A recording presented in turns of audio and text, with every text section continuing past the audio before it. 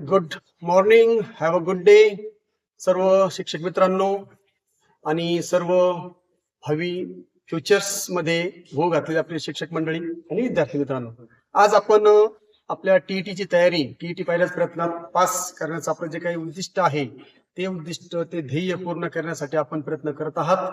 त्यामध्ये माझा हातभार थोडाफार आहे, मी देत आहोत. आशा करतो की तुम्हाला इथून मागचे जे काही व्हिडिओ आहेत, इथून मागच्या तासिका समजले असतील. आज आपण इंग्रजी व्याकरण जे आहे ते सुद्धा तितकंच महत्वाचं आहे. ज्या शिक्षक मित्रांनी या ठिकाणी इंग्रजी विषय घेतलेला आहे त्यांच्यासाठी हा नक्कीच उपयोगी आजची तासिका असणार आहे.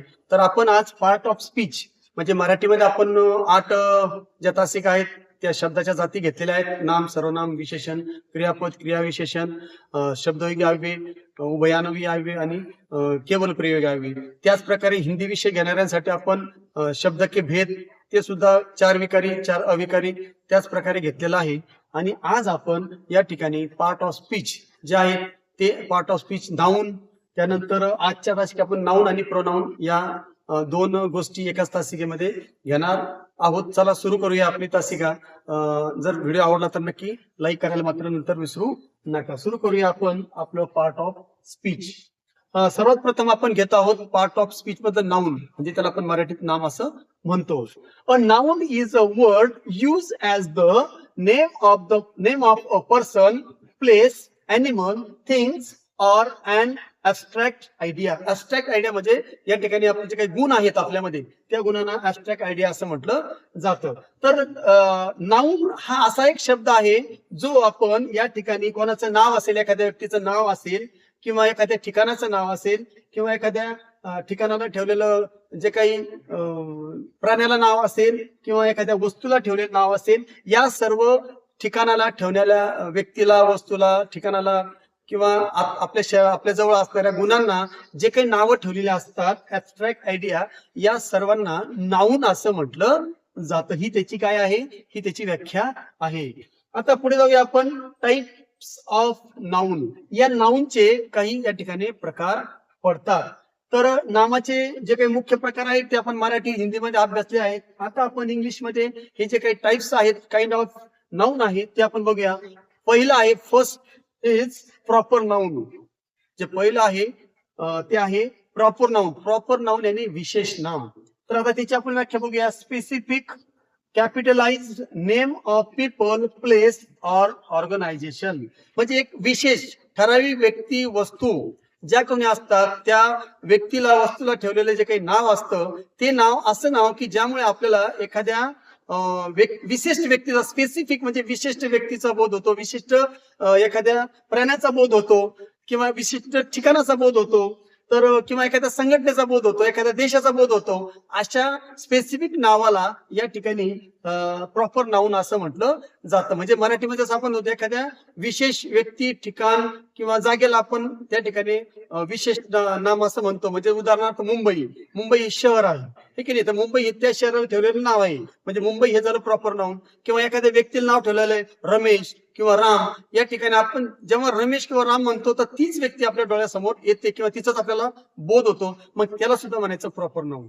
लक्षात, म्हणजे विशेष व्यक्ती, वस्तू, ठिकाणाला ठेवलेले जे काही नाव आहे त्याला प्रॉपर नाऊन असं म्हटलं जातं. For example, Ram, Mumbai, India, Ganga. तर गंगा बघा, रिव्हरचं पण नाव आहे, आपल्या भारताची सर्वात मोठी रिव्हर. तर त्या ठिकाणी रिव्हर म्हटलं की कॉमन नाऊन, परंतु गंगा रिव्हर म्हटलं की त्या ठिकाणी ते झालं प्रॉपर नाऊन. अशा प्रकारे या ठिकाणी प्रॉपर नाऊन तुमच्या लक्षात आलं असेल, है की नाही. म्हणजे specific capitalise name of people, place or organisation. Second जो आपला प्रकार आहे, दुसरा प्रकार, सेकंड टाइप, तो आहे कॉमन नाऊन. तर या ठिकाणी 2 उदाहरणं आपण प्रॉपर नाऊनचे घेऊया. Pune is a big town or city. Pune हे मोठं शहर आहे. तर बघा, पुणे या वाक्यातलं काय आहे, या सेंटेन्स मध्ये पुणे हे प्रॉपर नाऊन आहे. सेकंड सेंटेन्स बघा, Rahul is a clever boy. Rahul हा क्लेव्हर, हुशार मुलगा आहे. तर या ठिकाणी राहुल हा विशेष नाम आहे, एका मुलाला ठेवलेलं ते काय आहे, प्रॉपर नाऊन आहे, म्हणून याला प्रॉपर नाऊन असं म्हणतात. चला दुसरा प्रकार बघूया, कॉमन नाऊन, सामान्य नाम. General names for a class of person or organisation. म्हणजे एखाद्या संपूर्ण जातीचा म्हणजे व्यक्ती असो किंवा ठिकाण असो किंवा एखादं संघटना असो, एखाद्या जेव्हा आपण एखादं नाव घेतो तेव्हा संपूर्ण जातीचा बोध होतो. म्हणजे ज्या नावामुळे आपल्याला संपूर्ण जातीचा बोध होत असेल त्या नावाला या ठिकाणी इंग्लिशमध्ये कॉमन नाउन असं म्हटलं जातं. General name for a class of person. Class of म्हणजे जातीचा आहे की नाही, त्या वर्गाच्या संपूर्ण वर्गाचा किंवा संपूर्ण जातीचा जेव्हा आपल्याला बोध होतो तेव्हा मग तो बोध व्यक्तीचा असेल किंवा ठिकाणाचा असेल किंवा एखाद्या ऑर्गनायझेशन पण असू शकतो, संघटनेचा पण असू शकतो. तर अशा नामाला आपल्याला कॉमन नाउन असं म्हटलं जातं. फॉर एक्झाम्पल तर आपल्याला त्या ठिकाणी हे आपण कॉमन नाउन घेऊ शकतो. पीपल, बॉय, चेअर, बुक आणि गर्ल. तर गर्ल म्हटलं की या ठिकाणी संपूर्ण स्त्री जातीचा आपल्याला किंवा मुलीच्या जातीचा आपल्याला बोध होईल. त्यानंतर बुक म्हणलं की सगळ्या प्रकारच्या बुकचा त्या ठिकाणी आपल्याला म्हणजे संपूर्ण बुक या जातीचा बोध होतो. त्यानंतर चेअर, वेगळ्या प्रकारच्या खुर्च्या असतात है की नाही. पण आपण एखाद्या कंपनीचं नाव घेऊन म्हटलं नीलकमलची खुर्ची, तर मग त्या ठिकाणी आपली ती खुर्ची आपल्या डोळ्यासमोर त्याच खुर्चीचा बोध होईल किंवा ती खुर्ची आपल्या डोळ्यासमोर येऊ शकते. बॉय म्हटलं की संपूर्ण मुलांच्या जातीचा बोध आपल्याला होतो. परंतु रमेश म्हटलं की मग मात्र ते झालं प्रॉपर नाउन आणि बॉय हे झालं कॉमन नाउन. त्यानंतर जसं मी उदाहरण सांगितलं गर्ल, गर्ल हे झालं कॉमन नाउन, परंतु सीता हे झालं त्या ठिकाणी प्रॉपर नाउन. अशा प्रकारे त्यामध्ये फरक आहे. प्रॉपर नाउन आपल्याला विशिष्ट व्यक्तीचा बोध होतो, विशिष्ट वस्तूचा बोध होतो. कॉमन नाउन संपूर्ण जातीचा बोध होतो. त्यानंतर याचं उदाहरण बघूया. The boys are dancing. मुले काय करत आहेत, नाचत आहेत. The boys are dancing. त्यानंतर शी लव्स रीडिंग बुक्स. या ठिकाणी आम्ही बॉईज बघा, बॉईज म्हटलं की मुले हे झालं कॉमन नाउन, बुक्स हे झालं या ठिकाणी कॉमन नाउन. कारण मी जर ययाती म्हटलं मग मात्र ते प्रॉपर नाउन होईल. आणि बुक्स हे पुस्तक, कारण पुस्तक म्हणलं की आपल्याला कोणत्या एका पुस्तकाची आठवण होणार नाही किंवा आपल्याला बोध होणार नाही, म्हणून बुक्स हा जो शब्द आहे हा काय आहे, कॉमन नाउन. पण ययाती म्हटलं की ते झालं प्रॉपर नाउन. अशा प्रकारे त्या दोन प्रकारामध्ये फरक आहे. पुढे जाऊया आपण. थर्ड जो टाइप आहे तो आहे कलेक्टिव्ह नाउन्स, समुदायवाचक नाम. त्याचे आपण डेफिनेशन बघू. Names for a group of collection of individuals. म्हणजे या ठिकाणी एखाद्या गठ्ठ्याचा किंवा गटाचा जेव्हा आपल्याला पूर्ण बोध होतो, तो शब्द घेतला की आपल्याला पूर्ण गटाचा बोध होतो, तेव्हा त्याला कलेक्टिव्ह नाउन किंवा समुदायवाचक नाउन असं म्हटलं जातं. उदाहरणार्थ आर्मी. मग आर्मी म्हटलं की आपल्याला एक सैन्य येणार नाही, सगळ्या सैन्याचे तुकडेचा आपल्याला बोध होतो आर्मी. त्यानंतर आपण जर आणखी म्हटलं की एअरफोर्स, एअरफोर्स म्हटलं की त्यामध्ये सगळ्याचा बोध आपल्याला होतो. तर अशा प्रकारे जेव्हा एखाद्या नावामुळे आपल्याला संपूर्ण ऑर्गनायझेशनचा किंवा संपूर्ण ग्रुपचा बोध होत असेल किंवा कलेक्शनचा बोध होत असेल तर अशा नामाला कलेक्टिव्ह नाउन्स असं म्हटलं जातं. For example team. बघा टीम, कोणत्याही टीम म्हणलं की त्या ठिकाणी एका टीम मध्ये एकापेक्षा जास्त खेळाडू असतात. जसं क्रिकेट टीम, तर टीम हा जो शब्द आहे हा शब्द कलेक्टिव्ह नाउन आहे. त्यानंतर फ्लॉक. फ्लॉक म्हणजे या ठिकाणी गुच्छा किंवा या ठिकाणी आपण म्हणूया थवा, पक्ष्यांचा थवा, तो सुद्धा काय फ्लॉक आहे. तर या ठिकाणी our team won the match yesterday. आमच्या टीमनं काल सामना जिंकला. टीम, तर या ठिकाणी टीम म्हटलं की कलेक्टिव्ह नाउन आहे. संपूर्ण टीम म्हटलं की आपल्याला पूर्ण त्या याचा जो काही गठ्ठा आहे किंवा पूर्ण ग्रुप आहे त्या ग्रुपचा त्या ठिकाणी आपल्याला बोध होतो. त्यानंतर a flock of birds is flying in the sky. पक्ष्यांचा थवा. बघा थवा, पक्ष्यांचा थवा आकाशामधून उडत आहे. अशा प्रकारे याचा अर्थ होतो. म्हणजे फ्लॉक आणि टीम हे दोन काय आहेत, या ठिकाणी कलेक्टिव्ह नाउन्स आहेत. आणखी फॅमिली, अशा प्रकारचे काही मी तुम्हाला मिलिटरी सांगितलं, तर अशा प्रकारे जे काही नावं आहेत हे सर्व नामं या ठिकाणी, किंवा क्लास. बघा वर्गामध्ये जास्त म्हणजे क्लास हा जो आहे, क्लास हा सुद्धा कलेक्टिव्ह नाउन मध्ये मोडतो. पुढचा आहे नेक्स्ट जो टाईप आहे नाउन टाईप, तो आहे ऍब्स्ट्रॅक्ट नाउन. ऍब्स्ट्रॅक्ट म्हणजे भाववाचक नाम.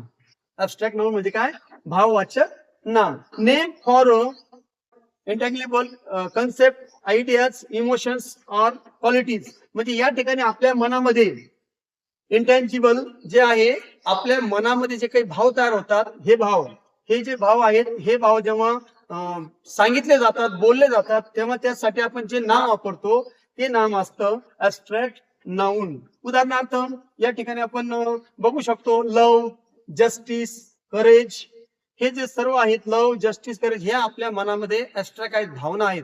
या सर्व भावना आपण व्यक्त करतो. मग ज्या शब्दातून आपण व्यक्त करतो तो शब्द असतो ऍब्स्ट्रॅक्ट नाउन. तर मग इमोशन सुद्धा असतात काही. मग त्या ठिकाणी लव किंवा हेट हे दोन जे आहेत, तिरस्कार आणि प्रेम, ह्या सुद्धा भावना, आपल्या इमोशन्स आपल्या मनात तयार होतात. किंवा काही कन्सेप्ट असतात, काही आयडिया असतात, हे सुद्धा कशामध्ये मोडतात, ऍब्स्ट्रॅक्ट नाउन मध्ये मोडतात. त्याच्यानंतर एक वाक्य बघूया आपण, honesty is the good policy. Honesty is the good policy. Honesty प्रामाणिकपणा. या ठिकाणी हॉनेस्टी हा शब्द या ठिकाणी नाही, परंतु हॉनेस्टी हा सुद्धा एक प्रामाणिकपणा आपला काय आहे. Honesty is the good policy. आपल्या जो काही प्रामाणिकपणा आहे ही आपल्यामध्ये असणारी चांगली क्वालिटी आहे, चांगला गुण आहे.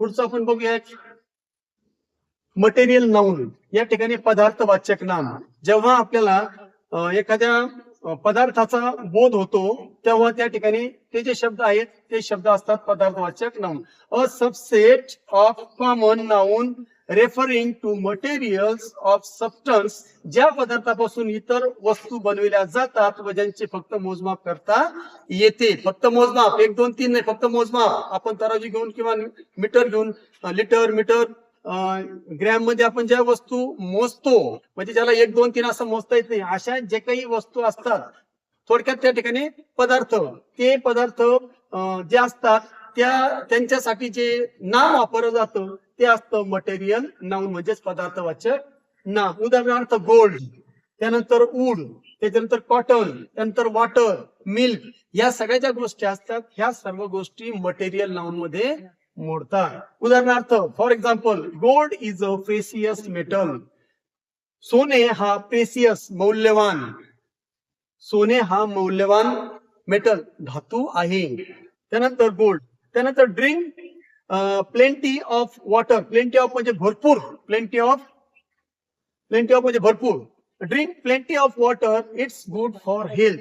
भरपूर पाणी पिलं पाहिजे. वॉटर, वॉटर काय आहे या ठिकाणी मटेरियल नाउन आहे. It's good for health. पाणी, भरपूर पाणी पिणे आरोग्यासाठी चांगले आहे. तर वॉटर आणि या ठिकाणी जे गोल्ड आहेत ते मटेरियल नाउन आहेत. तर या ठिकाणी नाउन हे जे आपलं प्रकरण आहे, जो तासिका होती ती नाउनची संपलेली आहे.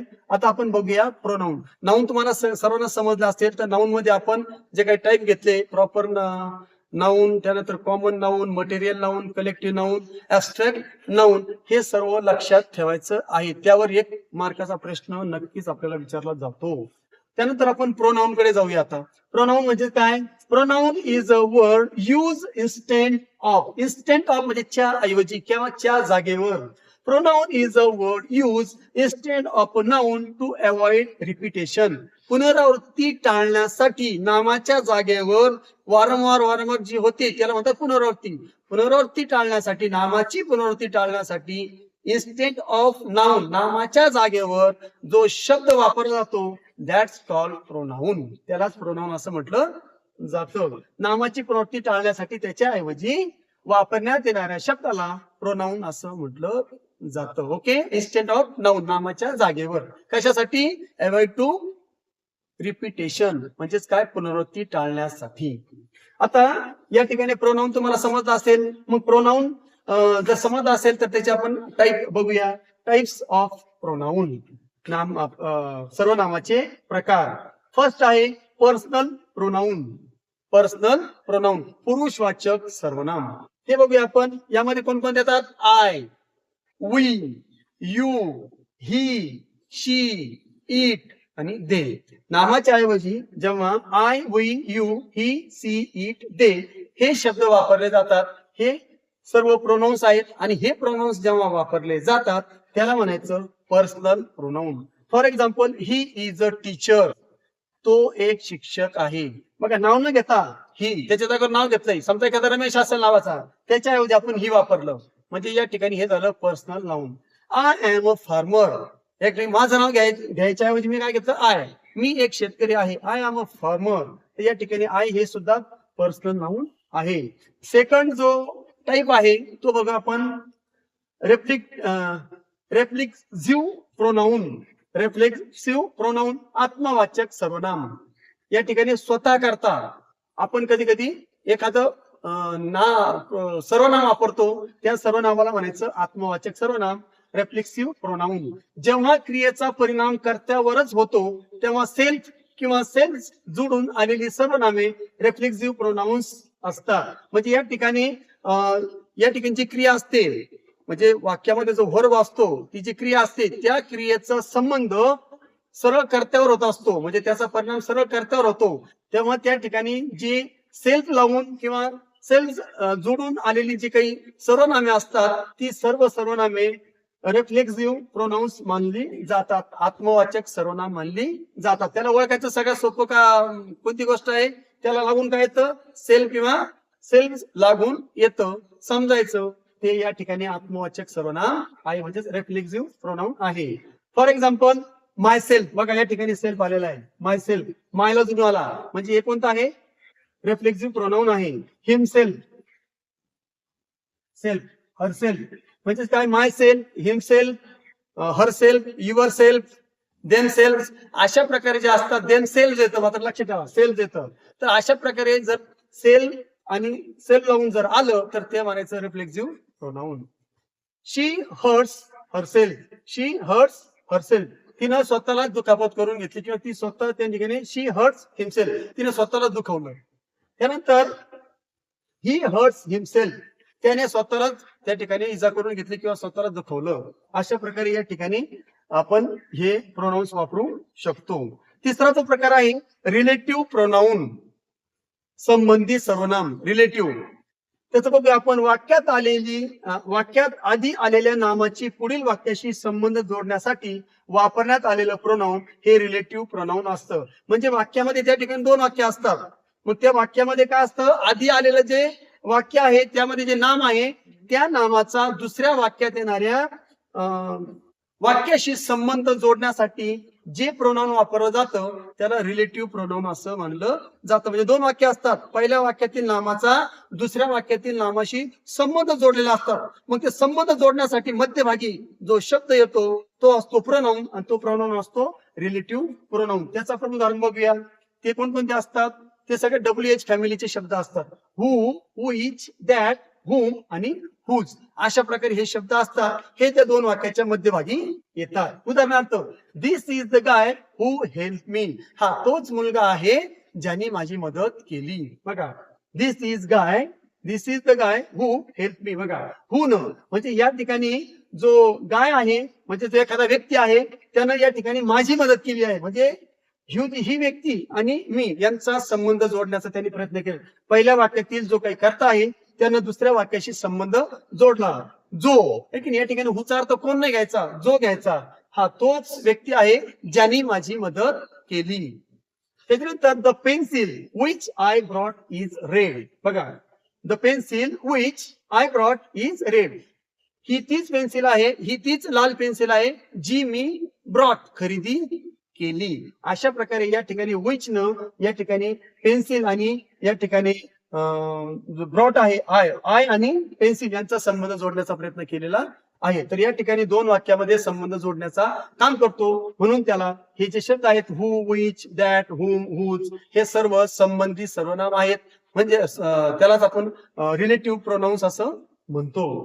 पुढचा जो चौथा प्रकार आहे तो आहे डेमॉन्स्ट्रेटिव्ह प्रोनाऊन्स, म्हणजे या ठिकाणी दर्शक सर्वनाम. डेमॉन्स्ट्रेटिव्ह हा जो प्रकार आहे, हा प्रकार या ठिकाणी काय आहे बघूया. वस्तू किंवा व्यक्ती, मग ती जवळची असो किंवा दूरची असतो, एखाद्या जवळची किंवा दूरची व्यक्ती किंवा वस्तू यांना दाखवण्यासाठी जेव्हा आपण एखादा शब्द वापरतो, एखादा प्रोनाऊन वापरतो, त्याला म्हणतात डेमॉन्स्ट्रेटिव्ह प्रोनाऊन्स. उदाहरणार्थ धिस, दॅट, जवळची एखादी वस्तू, एकच वस्तू जवळ आहे तिला आपण धिस म्हणतो, धिस इज माय पेन्सिल, आणि हीच वस्तू दूर असेल दॅट इज माय पेन्सिल. किंवा आता जवळ 4-5 पेन्सिल आहे, दीज आर माय पेन्सिल्स, आणि ह्याच पेन्सिल दूर आहे, दोज आर माय पेन्सिल्स. म्हणजे जवळची एक वचनी असो किंवा अनेक वचनी असो, जवळची एक वचन असेल तर दीज, अनेक वचन असेल तर दीज, दूरची एक वचन असेल तर दॅट आणि अनेक वचन असेल तर दोज. अशा प्रकारे दीज, दॅट, दीज आणि दोज हे जे शब्द आहेत हे सर्व शब्द प्रोनाऊन्स तर आहेत, पण कोणते, डेमॉन्स्ट्रेटिव्ह प्रोनाऊन्स आहेत, दर्शक सर्वनाम. धिस इज माय स्कूल, ही माझी शाळा आहे. धिस यामध्ये धिस हे डेमॉन्स्ट्रेटिव्ह प्रोनाऊन्स आहे. पुढच्या वाक्यामध्ये दीज आर गर्ल्स ह्या मुली आहेत दीज.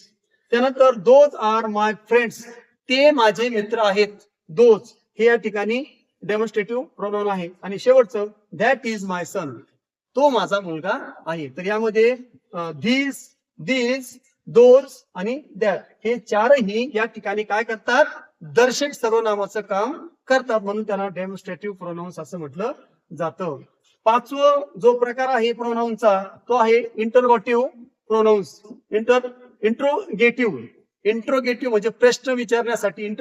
इंट्रोगेटिव्ह प्रोनाउन्स प्रश्नार्थक सर्वनाम, प्रश्न विचारण्यासाठी वापरली जाणारी सर्वनामे होय. म्हणजे ती सर्वनामे प्रश्न विचारण्याचं त्या ठिकाणी काम करतात, म्हणून त्यांना प्रश्नार्थक सर्वनामे असं म्हटलं जातं. हु, व्हॉट, विच, वेल, WH फॅमिलीची शब्द येतात. तर हे सर्व जे असतात हे सर्व शब्द इंट्रोगेटिव्ह प्रोनाउन्स म्हणून कार्य करतात. उदाहरण बघूया.